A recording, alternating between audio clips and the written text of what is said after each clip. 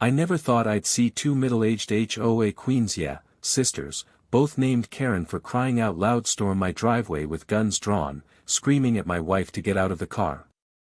You could hear the metal clicking, boots scraping on asphalt, and my wife's terrified voice breaking through, "What the hell is wrong with you people?" My gut twisted. This wasn't just another HOA spat, this was war. It all started when these two sisters decided they ran our entire cul-de-sac. They'd fine people for having a welcome mat too colorful, for leaving a car tire half an inch past the curb. My wife and I kept quiet until they tried to evict my mother-in-law for planting sunflowers in her own damn yard. I stepped in, filed complaints, got a lawyer. That's when the real harassment began. Nasty letters, late night banging on our windows, even some psycho fake eviction notices. I told myself it'd blow over. God, I was wrong.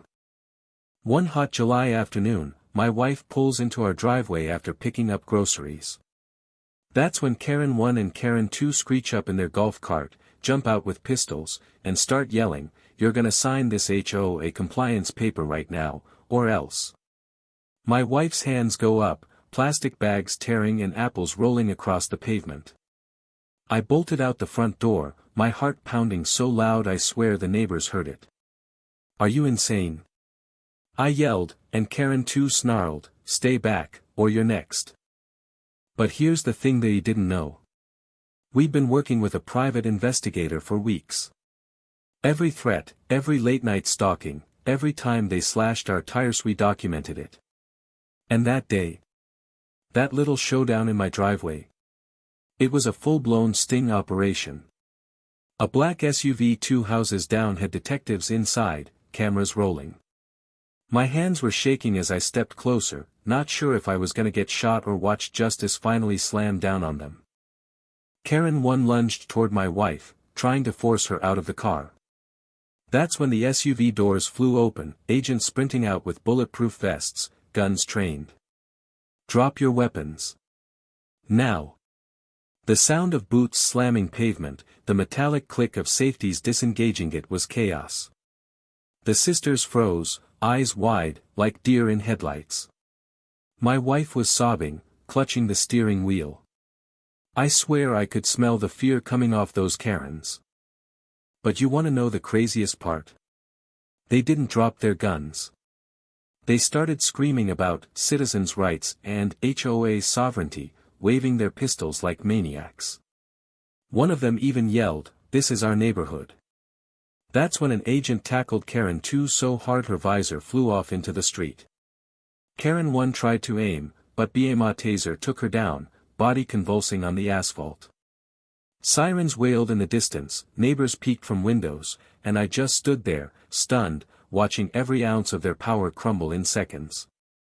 Later, as they were dragged into cruisers, mascara running, shrieking about conspiracies, one agent turned to me and said, "We've been waiting to catch them doing this on camera. You just helped shut down the most corrupt HOA ring we've seen in years." My knees almost gave out. My wife wrapped her arms around me, both of us shaking from the adrenaline. Finally it felt like we could breathe again.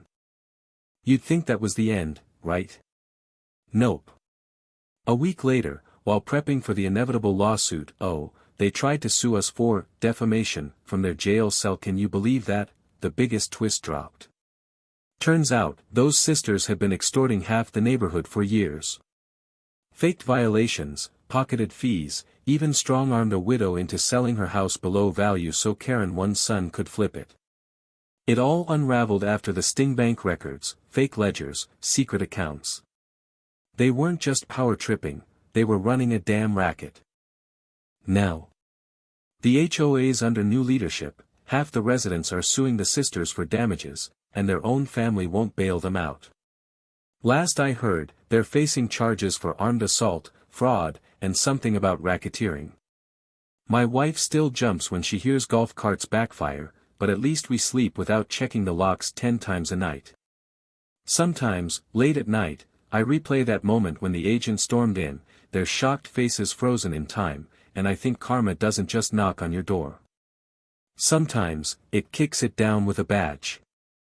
And if you love this wild ride of HOA drama, betrayal, and a sting gone perfectly right, hit that subscribe button on my YouTube channel. You won't believe what happened during the lawsuit trial.